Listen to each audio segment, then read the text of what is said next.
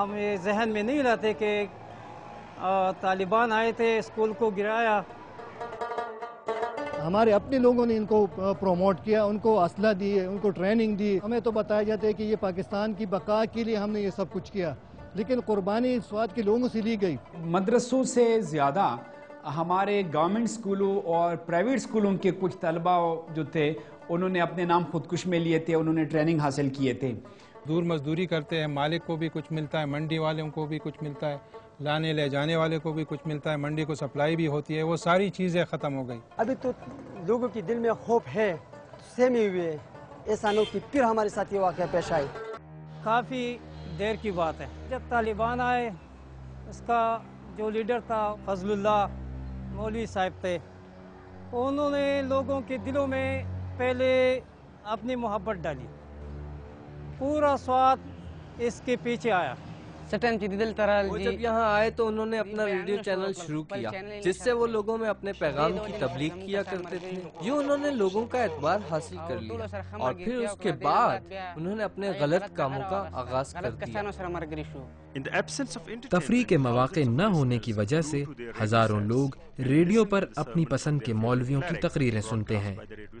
اللہ پر بھروسہ ہے کہ انشاءاللہ اللہ تعالیٰ نے اتنے وہ ذرا مقبولیت قوم میں دی ہے کہ جب میں اس کو کہوں تو انشاءاللہ یہ بات اکثر تو مانتی ہے نا اور خلاف شرع کام نہیں کرتی.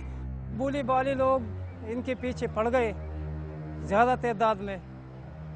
جنہوں نے دنیا دیکھی تھی، جن کی ذہن میں کچھ پختگی تھی، تو اس کا تجزیہ کر رہے تھے کہ یہ جو کہہ رہے ہیں یہ کہنے کی بات ہے یا یہ جو کر رہے ہیں یہ کرنے کی بات ہے.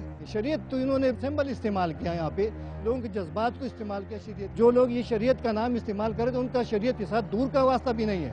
یہ کوئی اسلام نہیں کہ لڑکیوں کو سڑک پر مردوں کے سامنے کوڑے مارے جائے. بعض لوگوں کو انہوں نے اپنے جال میں پھنسایا. یہاں پر ہماری سوات میں کوئی کارخانہ وغیرہ نہیں ہے تو بے روزگار بچے زیادہ اس جال میں پھنس گئے.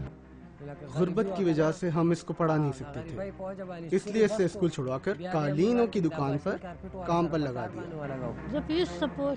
مجھے پتا نہیں وہاں کیا ہو رہا تھا، لیکن اتنا اندازہ تھا کہ وہاں کوئی محفل تھی اور اس کے بعد وہ اس محفل میں چلا گیا.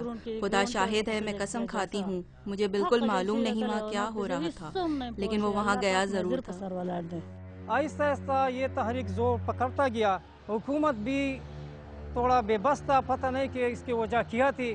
طالبان تھے سیم ٹو سیم جس طرح کا آج کل ہمارے آرمی پھر رہے ہیں، انہوں نے پاٹھکیں لگائے ہیں، اسی طرح انہوں نے بھی پاٹھکیں لگائے تھے. لوگوں کو چیک کرتے تھے، جو اس کے خلاف بولتے تھے اس کو اٹھاتے لے جاتے. طالبائزیشن شروع ہوا نا، اور ادھر حالات مطلب ہے منگورہ کی سب طالبان کا قبضہ ہو گیا، تو مطلب ہے ٹورسٹ نے سوات آنا چھوڑ دیا تھا. کہ ہمارا ساتھ جو ہے نا اس کو تو کاروبار چلتا ہے کہ مہمان باہر آتے ہیں تو ادھر پیسہ جوڑ جاتے ہیں.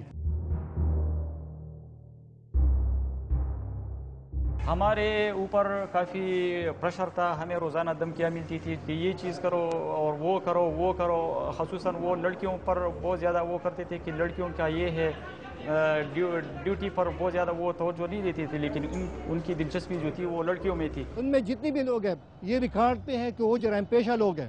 وہ ڈاکو تھے، وہ قاتل تھے، اجرتی قاتل، وہ چور تھے، وہ منشیات فروش تھے. جتنے بھی لوگ ان کے ساتھ شامل ہو گئے تھے. اور کوئی شریف آدمی کسی کے گھر کے نیچے بم نہیں رکھتا، کوئی شریف آدمی کسی کے مارکیٹ میں بم نہیں رکھتا، کوئی شریف آدمی کسی دوسری شریف آدمی پر گولی نہیں چلاتا. یہ ایسا واقعہ ہے نا کہ میرا بہنوئی جو ہم کہیں گے نا، اس کے ساتھ جو مطلب ہے یہ واقعہ ہے، اس کی وجہ سے ہم بہت مطلب ہے پریشان ہے، ڈپریشن ہے. صبح کا وقت تھا، ہم لوگ ابھی سو رہے تھے، کسی نے دروازہ کھٹکھٹایا. یہ بندے آئے تقریباً کوئی 200-250 بندے تھے. محلے میں آئے، ہر گھر کے سامنے اس کو اپنا بندہ کھڑا کر دیا. پھر اس کے دروازے پر دستک دی، اس کو باہر نکالا جو ہماری بہن کا سسر ہے. اس کو کہا کہ اپنے بیٹے کی ادھر لے آؤ.